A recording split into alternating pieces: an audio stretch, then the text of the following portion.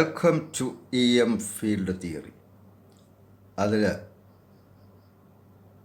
Magnetisation, magnetic properties ഇതൊക്കെയാണ് ഇനി discuss ചെയ്യേണ്ടത്. അപ്പോൾ എന്താണ് മാഗ്നറ്റൈസിങ് കറണ്ട്, അതിൻ്റെ സസെപ്റ്റിബിലിറ്റി, അതുമായിട്ട് ബന്ധപ്പെട്ട കാര്യങ്ങളൊക്കെയാണ്. ഇവിടെ നമുക്കറിയാം, ഒരു ഇലക്ട്രിക് ഫീൽഡ്, ചാർജിന് ഫോഴ്സ് അനുഭവപ്പെടുന്ന പ്രദേശത്തിനാണ് ഇലക്ട്രിക് ഫീൽഡ് എന്ന് പറയും. ഒരു ഇലക്ട്രിക് ഫീൽഡ് ഒരു ലിമിറ്റഡ് സ്പേസിൽ ഒതുക്കി നിർത്താനുള്ള ഏറ്റവും ചീപ്പസ്റ്റ് മെത്തേഡ് എന്ന് പറയുന്നത് രണ്ട് പാരലൽ മെറ്റൽ പ്ലേറ്റ്സ് അടുത്ത് വെച്ചിട്ട് ഒരെണ്ണം ബാറ്ററിയുടെ പോസിറ്റീവ് പൊളാരിറ്റിയിലും മറ്റേത് ബാറ്ററിയുടെ നെഗറ്റീവ് പൊളാരിറ്റിയിലും കൊടുക്കുക എന്നുള്ളത്. അപ്പോൾ അതിനിടയ്ക്ക് ഒരു യൂണിഫോം ഇലക്ട്രിക് ഫീൽഡ് അതിനുള്ളിൽ മാത്രം ഫോം ചെയ്യും. അതിന് വെളിയിൽ ഈ ഫീൽഡ് 0 ആയിരിക്കും. അല്പം എഡ്ജ് എഫക്റ്റ് എന്നൊക്കെ പറഞ്ഞുകൊണ്ട് വി ക്യാൻ അവോയ്ഡ് ഇറ്റ്. ഇതുപോലെ യൂണിഫോം ഒരു മാഗ്നറ്റിക് ഫീൽഡ്, ഫെയർലി യൂണിഫോം ആയിട്ടുള്ള ഒരു ഫീൽഡ്, മാഗ്നറ്റിക് ഫീൽഡ് ക്രിയേറ്റ് ചെയ്യാൻ ഒരു ലോങ് സോളിനോയിഡിൽ കൂടെ കറണ്ട് പാസ് ചെയ്താൽ മതി. അതിനകത്തെ ഫീൽഡ് യൂണിഫോമാണ്. ഒരു റെസ്ട്രിക്റ്റഡ് സ്പേസിൽ മാഗ്നറ്റിക് ഫീൽഡ് ക്രിയേറ്റ് ചെയ്യണമെങ്കിൽ അതിനുള്ള അറേഞ്ച്മെൻറ്റാണ് ടൊറോയിഡൽ റിങ് എന്ന് പറയുന്നത്. ലോങ് സോളിനോയിഡ് വളച്ചൊരു സർക്കിളാക്കിയാൽ അത് ടൊറോയിഡൽ റിങ്ങായി. അപ്പോൾ ഈ കാര്യങ്ങളിലേക്ക് നമുക്ക് കടക്കാം. അതിന് മുമ്പ് എന്താണ് ഈ മാഗ്നറ്റൈസിങ് കറണ്ട്, മാഗ്നറ്റൈസേഷൻ എന്നൊക്കെ ഒന്ന് കാണുക. ഇതിപ്പോൾ ഒരു യൂണിഫോം മാഗ്നറ്റിക് ഫീൽഡായി കാണിച്ചിരിക്കുന്നത് B സ്ട്രെങ്ത് ഉള്ള ഒരു യൂണിഫോം മാഗ്നറ്റിക് ഫീൽഡ്. മാഗ്നറ്റിക് ഫീൽഡിൻ്റെ സ്ട്രെങ്ത്, അതിൻ്റെ unit weber per metre square അല്ലെങ്കിൽ ടെസ്ല എന്ന് പറയും. Total magnetic flux by area. അത് ബേസിക്കായിട്ട് ഡിഫൈൻ ചെയ്യുന്നത് Lorentz force on an electric charge from a magnetic field, BQV sin theta. അതിൽ നിന്ന് B നമ്മൾ ഡിഫൈൻ ചെയ്യുന്നത്.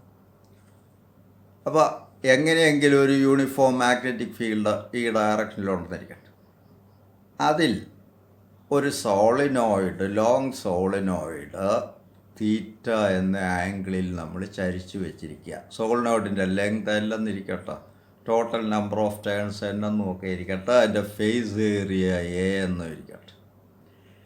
ഇതിൽ കൂടി ഒരു കറണ്ട് പാസ് ചെയ്താൽ പെട്ടെന്നിത് തിരിഞ്ഞ് ഈ സോളിനോയിഡ് ഈ Bക്ക് പാരലായിട്ട് വരുന്നതായിട്ട് കാണാം. ഇത് എഫക്റ്റ് തന്നെയാണ് ഒരു ബാർ മാഗ്നറ്റ്. ഞാനിപ്പോൾ അതിൻ്റെ cross section, circular cross section, ഒരു സിലിണ്ട്രിക്കൽ റോഡായിട്ടാണ് കാണിച്ചിരിക്കുന്നത് ഈ ബാർ മാഗ്നറ്റ്. നമുക്ക് ഏത് ഷേപ്പിലും ബാർ മാഗ്നറ്റ് ഉണ്ടാക്കാം. സാധാരണ കണ്ടിരിക്കുന്നതൊക്കെ റെക്റ്റാങ്കുലർ ബാറിൻ്റെ ഷേപ്പിലാണ്. നമുക്ക് സിലിണ്ട്രിക്കൽ മാഗ്നറ്റ് മാർക്കറ്റിൽ അവൈലബിളാണ്. അപ്പോൾ ഒരു സിലിണ്ട്രിക്കൽ മാഗ്നറ്റ് ഇതുപോലെ ഇതേ ഫീൽഡിൽ ഡിഗ്രി ചരിച്ച് വെച്ചാൽ ഇതും വെട്ടിത്തിരിഞ്ഞ ഫീൽഡിന് പാരലായിട്ട് നിൽക്കും. അപ്പോൾ ആ ഫീൽഡിന് പാരലായിട്ട് വന്നു കഴിഞ്ഞാൽ പിന്നെ ഇത് അങ്ങോട്ടും ഇങ്ങോട്ടും പോവില്ല, നമ്മളെല്ലാം ഡിസ്റ്റർബ് ചെയ്യണം. അപ്പോൾ അത് മിനിമം പൊട്ടൻഷ്യൽ എനർജി പൊസിഷനാണെന്ന് പറയും, അല്ലെങ്കിൽ സ്റ്റേബിൾ ഈക്വിലിബ്രിയം പൊസിഷനിലാണെന്ന് പറയും. അപ്പോൾ ഇത് വെട്ടിത്തിരിഞ്ഞ് ഫീൽഡിന് പാരലായിട്ട് വരുന്നതിന് കാരണം ഇതിലൊരു ടോർക്ക് ഇതിന് കിട്ടുന്നു എന്നുള്ളത് കൊണ്ടാണ്. ഈ ടോർക്ക് സോളിനോയിഡിൻ്റെ കേസിൽ ടോ ഈക്വൽസ് NABI സൈൻ തീറ്റയാണ്. എന്നാൽ B സൈൻ തീറ്റ എന്നെളുപ്പം ഓർത്തിരിക്കാം. N total number of turns of the solenoid, A cross sectional area of the solenoid, B is the magnetic flux density. Magnetic field strength Bക്ക് പല പേര് പറയും. Magnetic induction എന്ന് പറയും, ഫ്ലക്സ് ഡെൻസിറ്റി എന്ന് പറയും, സ്ട്രെങ്ത് ഓഫ് മാഗ്നറ്റിക് ഫീൽഡ് എന്ന് പറയും. ഇത് നമ്മൾ നേരത്തെ EM തിയറി കണ്ടിട്ടുണ്ട്. ഇതിന് ഇതിന് പകരമായിട്ട് മറ്റൊരു ക്വാണ്ടിറ്റി ഉപയോഗിക്കുന്നത് that is capital H, intensity of magnetic field, that is B by mu. അത് നമ്മൾ പ്രൂവ് ചെയ്യും ഇപ്പോൾ ആ റിലേഷൻ ഈ സെക്ഷനിൽ.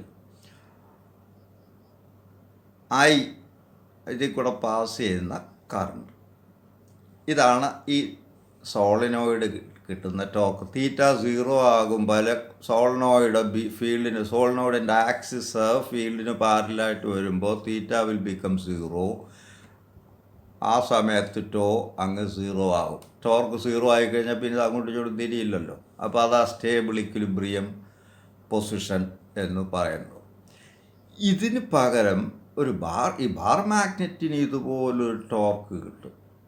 That is M B sine theta, where M is the magnetic moment എന്നാണ് പറയുക. Magnetic moment of the magnet. B theta ഒക്കെ പഴയ ഈ ബാറിൻ്റെ ലെങ്ത് അല്ലെന്നിരിക്കട്ടെ. ഇത് രണ്ടും കൂടെ കമ്പയർ ചെയ്താൽ ഒരു കാര്യം വ്യക്തമാണ്. ഈ സോളിനോയിഡ് ഒരു മാഗ്നറ്റൈസ്ഡ് ബാറിന് ഈക്വലായിട്ട് പെരുമാറുന്നു എന്നർത്ഥം. അല്ലെ, this is equivalent to a bar magnet or magnetized bar. അപ്പോൾ ഈ രണ്ടും കൂടെ കമ്പയർ ചെയ്താൽ ഇവിടുത്തെ എമ്മിൻ്റെ സ്ഥാനത്ത്, മാഗ്നറ്റിക് മോമെൻറ്റിൻ്റെ സ്ഥാനത്ത് ഇവിടെ NAI അല്ലെ ANI, അനി എന്നെടുക്കാം. അതിൻ്റെ unit ampere turns metre square. ഈ ടേൺസ് പറയാറില്ല, ആംപിയർ മീറ്റർ സ്ക്വയർ. ഏരിയയുടെ യൂണിറ്റ് മീറ്റർ സ്ക്വയർ ആണല്ലോ, ആംപിയർ മീറ്റർ സ്ക്വയർ. അപ്പോൾ മാഗ്നറ്റിക് മോമെൻറ്റ് ഇതിനെ ഈ ലെങ്ത് കൊണ്ട് ഡിവൈഡ് ചെയ്താൽ കിട്ടുന്നതിനെ നമ്മൾ ഈ പോൾ സ്ട്രെങ്ത് എന്ന് പറയുക. ബാർ മാഗ്നറ്റിൻ്റെ ഒക്കെ കേസിൽ ഈ പോൾ സ്ട്രെങ്ത് എന്ന് പറയുന്നൊരു സങ്കല്പമുണ്ട്. സത്യത്തിൽ മാഗ്നറ്റിക് മോമെൻ്റ് ആ ബേസിക് ക്വാണ്ടിറ്റി. ഈ പോൾ സ്ട്രെങ്ത് എന്ന് പറയുന്നത് നമ്മൾ വെറുതെ സൃഷ്ടിച്ചെടുത്തതാണ്. അതായത് magnetic moment per unit length M/L. അപ്പോൾ ഇവിടെ ഇപ്പോൾ അത് ANI/L എന്ന് വരും. അതിൻ്റെ unit ampere metre square by metre അല്ലെ ആംപിയർ മീറ്റർ. ഇതിൽ ഒരു കാര്യം ശ്രദ്ധിക്കേണ്ടത്, ഇവിടെ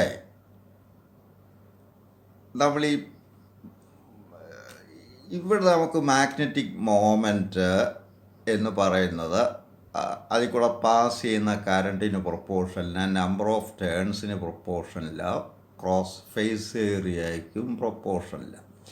ഇവിടെ അതിന് പകരം നമുക്ക് കറണ്ട് ഒന്നും പറയാനില്ല പ്രത്യക്ഷത്തിൽ. അപ്പോൾ ഈ മോമെൻറ്റ് ഇതുമായിട്ട് കമ്പയർ ചെയ്താൽ ഇതിന് നമ്മളൊരു മോമെൻ്റ് എന്നൊരു ടേം ഉണ്ടാക്കിയിട്ടുള്ളത്. ഏതോ ഒരു കറണ്ട് ഒഴുകുന്ന സോളിനോയിഡിനകത്ത് ഈ ബാർ എടുത്ത് വെച്ച് കഴിയുമ്പോഴാണ് ഇത് മാഗ്നറ്റായിട്ട് മാറിയിട്ടുള്ളത്. അങ്ങനെയാണല്ലോ മാഗ്നറ്റ് ഉണ്ടാക്കുന്നത്. ഒരു സോളിനോയിഡിനകത്ത് മാഗ്നറ്റ് ആക്കേണ്ട സ്പെസിമെൻ എടുത്ത് കുറച്ച് നേരം വെക്കും, എന്നിട്ട് കറണ്ട് പാസ് ചെയ്യും സോളിനോയിഡ് കൂടെ. അപ്പോൾ കുറച്ച് കഴിയുമ്പോൾ മാഗ്നറ്റായിട്ട് മാറും. അപ്പോൾ പക്ഷേ നമ്മൾ ഈ സോളിനോയിഡുമായിട്ട് ബന്ധപ്പെട്ട ക്വാണ്ടിറ്റി ഇതിനും അങ്ങ് കൊടുക്കുക. അപ്പോൾ സത്യം ഇതിൽ സാധാരണ നമ്മുടെ നിത്യജീവിതത്തിൽ ഒരു ബാർ മാഗ്നറ്റ് ഫ്രീ ആയിട്ട് കെട്ടി തൂക്കിയിട്ട് അതിൻ്റെ ഒരു എൻഡ് നോർത്തിലോട്ട് തിരിഞ്ഞിരിക്കും, മറ്റേ സൗത്തിലോട്ട് തിരിഞ്ഞിരിക്കും. അതുകൊണ്ട് നമ്മൾ ഒരു എൻഡിനെ നോർത്ത് പോളെന്നും മറ്റേ എൻഡിനെ സൗത്ത് പോളെന്നും വിളിക്കുന്നു. ഇവിടെ ഇപ്പോൾ അതിന് പകരം ഈ ഫീൽഡിന് തിരിഞ്ഞ് ഫീൽഡിൻ്റെ ഡയറക്ഷനിൽ വരുന്ന എൻഡ് നമുക്കിവിടെ നോർത്ത് പോളെന്നും മറ്റേ എൻഡ് സൗത്ത് പോളെന്നും പറയാം. ഇതുമായിട്ട് കമ്പയർ ചെയ്തിട്ട് എർത്തിൻ്റെ മാഗ്നറ്റിക് ഫീൽഡൊരു മാഗ്നറ്റിക് ഫീൽഡ് ഉള്ളതുകൊണ്ടാണല്ലോ ഭൂമിയിൽ ഏത് മാഗ്നറ്റ് കെട്ടി തൂക്കിയിട്ടാലും ഒരു ഒരു എൻഡ് നോർത്ത് ഭാഗത്തോട്ടും മറ്റേ സൗത്ത് ഭാഗത്തോട്ടും വരുന്നത്. അപ്പോൾ ഇതിനെ നോർത്ത് പോളെന്ന് വിളിക്കുന്നു. സത്യത്തിൽ അത് നോർത്തിലോട്ട് തിരിഞ്ഞിരിക്കുന്നതുകൊണ്ടാണ് അങ്ങനൊരു വേർതിരിവ്. നോർത്ത് പോളെന്ന് സൗത്ത് പോളെന്നുള്ള പേര് ഇങ്ങനെ ഉണ്ടായതാണ്. ഭൂമിയിൽ നമ്മളൊരു ബാർ മാഗ്നറ്റ് കെട്ടി തൂക്കിയിടുമ്പോൾ അത് ദിശ നോക്കി പറയുന്ന നോർത്ത് പോളും സൗത്ത് പോളും. അപ്പോൾ ബേസിക്കായിട്ട് പറഞ്ഞാൽ നോർത്ത് പോളെന്നും സൗത്ത് പോളെന്നല്ല, എന്തോ രണ്ട് വ്യത്യസ്ത ഓപ്പോസിറ്റ് സ്വഭാവമുള്ള രണ്ട് വിശേഷങ്ങൾ ആ രണ്ട് എൻഡിൽ സോളിനോയിഡിൻ്റെ വരുന്നു, അല്ലെങ്കിൽ മാഗ്നറ്റൈസ് ബാറിൻ്റെ എൻസിന് വരുന്നു, ഒപ്പോസിങ് നേച്ചർ രണ്ടെണ്ണം വരുന്നു എന്നുള്ളതേ ഉള്ളൂ. And that is associated with some current. അപ്പം കറണ്ടാണ് ബേസിക്കായിട്ട് ഈ മാഗ്നറ്റിസത്തിൻ്റെ സോഴ്സ്. ഇത് നമ്മൾ പല പ്രാവശ്യം പറഞ്ഞിട്ടുണ്ട്.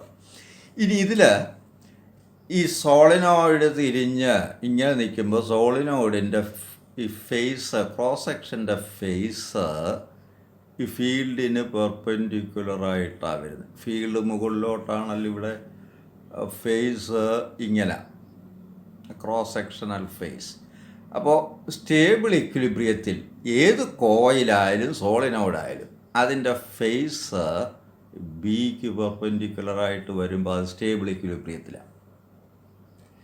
ഇനിയും ഇതിനെ നമുക്ക് ഇതും കൂടെ കമ്പയർ ചെയ്താൽ ഇതിനെ നമുക്കൊരു സോളിനോയിഡായിട്ട് ചിത്രീകരിക്കാം.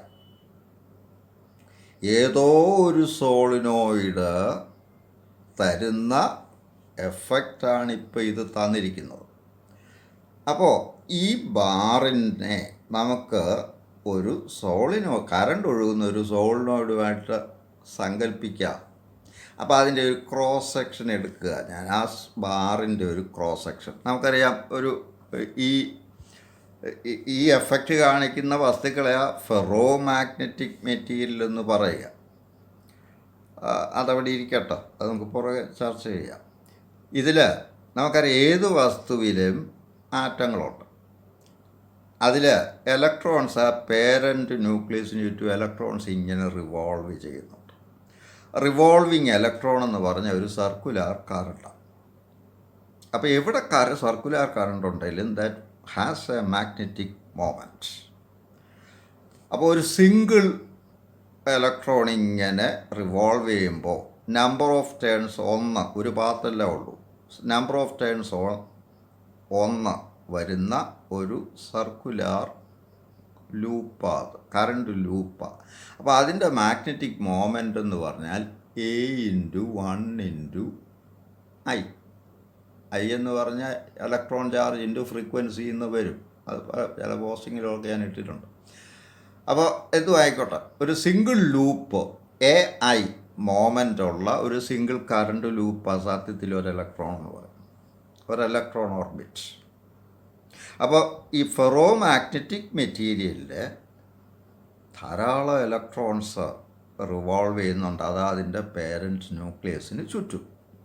അപ്പോൾ അവിടെ എല്ലാം ഇതിൽ സ്റ്റേബിൾ ഇക്വിലിബ്രിയത്തിൽ വരുമ്പോൾ ഈ സർക്കുലാർ കറണ്ടെല്ലാം മാഗ്നറ്റിക് ഒരു എക്സ്റ്റേണൽ ഫീൽഡിൽ ഇത് എടുത്തു വെച്ച് കഴിയുമ്പോൾ ഇതിലെ സർക്കുലാർ കറണ്ടെല്ലാം ഈ രീതിയിലാവും. ഈ electron current plain of the orbit ഈ മാഗ്നറ്റിക് ഫീൽഡിന്, എക്സ്റ്റേണൽ മാഗ്നറ്റിക് ഫീൽഡിന് പെർപെൻഡിക്കുലറായിട്ട് വരത്തക്കോണം അത് അലൈൻ ചെയ്യും. അപ്പോൾ നമുക്കൊരു ക്രോസ് സെക്ഷൻ എടുത്താൽ ഇതിൽ ധാരാളം ഇലക്ട്രോൺ ഓർബിറ്റുകൾ നമുക്ക് സങ്കല്പിക്കാം, മിനി ലൂപ്പുകളായിട്ട് സങ്കല്പിക്കാം. ഇതിലെല്ലാം ഒരേ സെൻസിൽ ആണ് ഇലക്ട്രോൺസ് കറങ്ങുക, അല്ലെ കറണ്ട് എന്നിരിക്കട്ടെ, അതൊരു കറണ്ടാണല്ലോ. ഇതിൽ 2 ഇലക്ട്രോൺ ഓർബിറ്റ്, അടുത്തടുത്ത് വരുന്ന 2 ഇലക്ട്രോൺ ഓർബിറ്റിലെ കറണ്ട്, ഇതിലെ കറണ്ട് ഇങ്ങനെ ക്ലോക്ക് വൈസ് ആയിട്ട് വരുമ്പോൾ ഇതിലും ക്ലോക്ക് വൈസാണ്. പക്ഷേ നിയറസ്റ്റ് പോയിൻ്റിൽ വരുമ്പോൾ ഇത് ക്യാൻസൽ ചെയ്യും. ഇതിൻ്റെ ഈ കറണ്ടിൻ്റെ ഡയറക്ഷൻ, ഈ കറണ്ടിൻ്റെ ഡയറക്ഷൻ ഇവിടെ ഓപ്പോസിറ്റാണ്. They will cancel each our.